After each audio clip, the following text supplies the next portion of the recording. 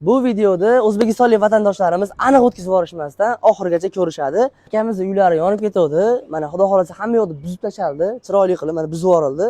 Endi batga xudo xolasa boshqatdan uy solinadi.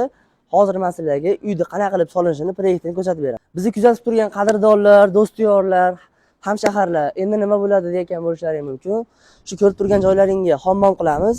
Bu tualet bo'ladi. Mana shu yer xudo xolasa 4,5 metrli oshxona bo'ladi. Chiroyli qilib bitkizamiz. Sizlar xudo xolasa qo'llab-quvvatlab turasizlar oxirigacha. Biz bismillah deb ishni boshlaymiz. Hozir bizga kerakli odamlar, birinchi o'rinda ustalar kerak. Ustalar bilan maytni proyektini chizib berganmiz. Maslahatlashib turib qurilishni boshlaymiz. Bizni xursand qilgan narsa, kechagi qo'ygan videomizdan keyin ol qo'lim deb Xudo bizga o'zi g'oyibdan semo yetkazib berdi. Qadrdonlar bir tonna semo olib kelib berdi. Bir saxiy boyimiz. Sizlar ham saxiylikka chaqiramiz.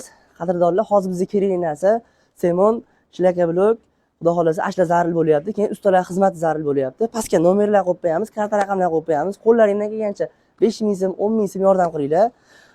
Qolganlar duo qilinglar, qadrdonlar. Mana shu ishlarimiz oxirigacha bitib ketsin, chiroyli bo'lib. Istoriya qilinglar, videolarda blogerlar bo'lsa, qolgan tanishlarimiz like bosib, kommentariya yozsin. Mana shu ishni oxirigacha bitkazishni bizga nasib qilsin.